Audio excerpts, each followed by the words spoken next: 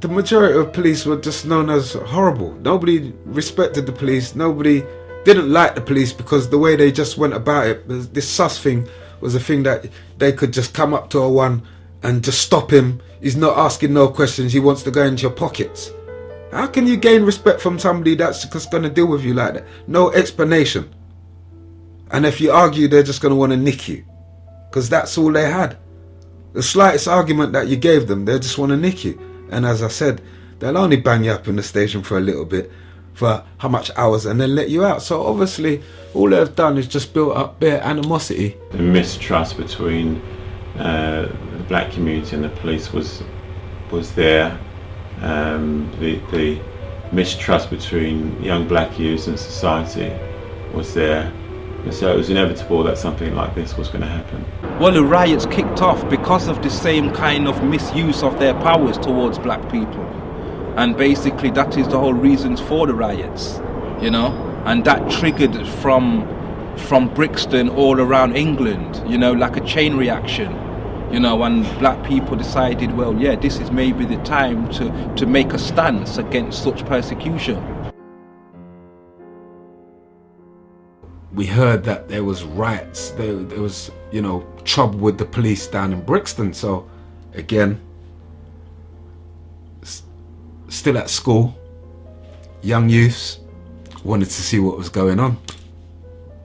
Elder sister, her friends, my friends of my age, we've all gone, basically taken a walk down to Brixton. Couldn't believe to see so much people gathered, angry, in one place, you know. And it didn't really, during the day, it didn't really start. It was just like gatherings of people until like the evening. And I think that's when all hell broke loose.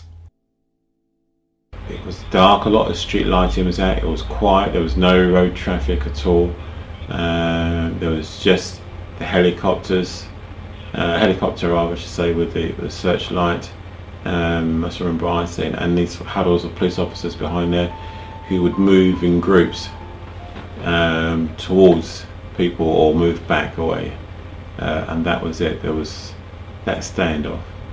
People were standing around the edges, out their doors, looking out the windows and watching events unfold.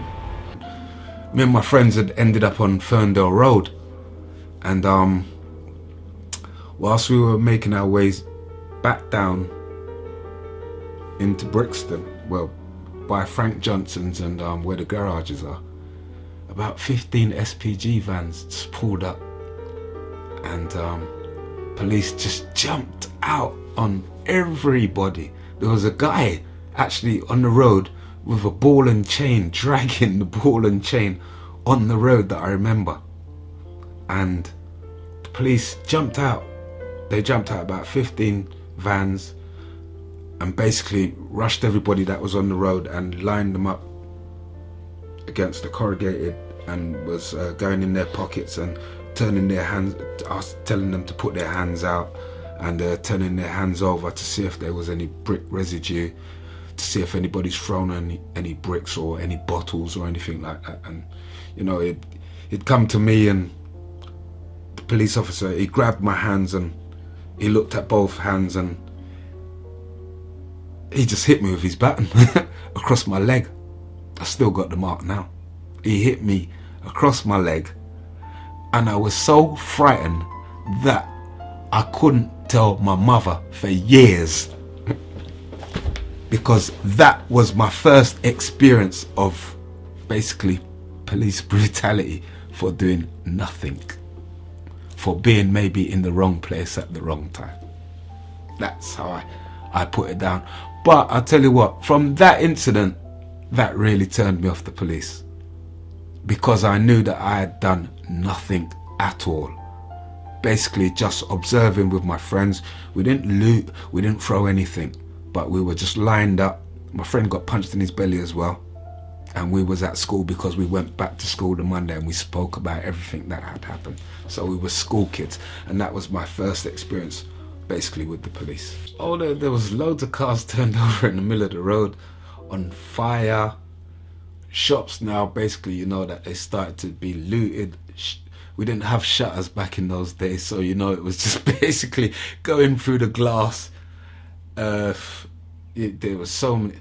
A lot of businesses never opened back in Brixton. They closed for life.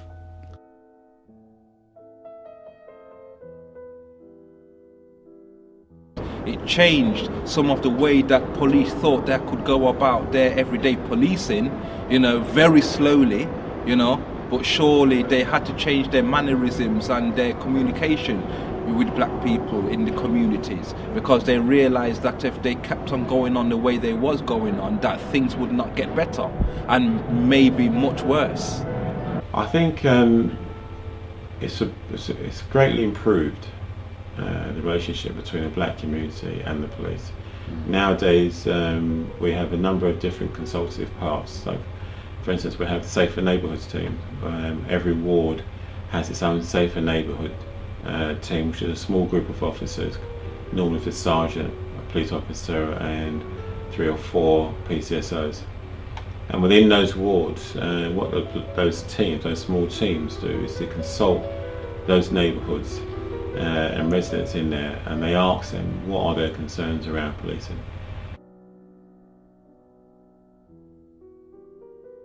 In that time, I've met some decent police officers.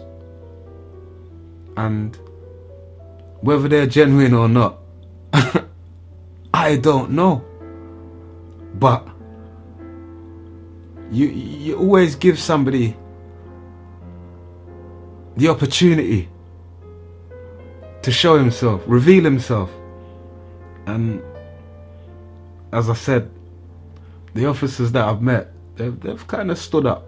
They've stood up, and they'll get my respect. They'll get my respect. They'll get my respect. They'll get my respect. They'll get my respect. They'll get my respect.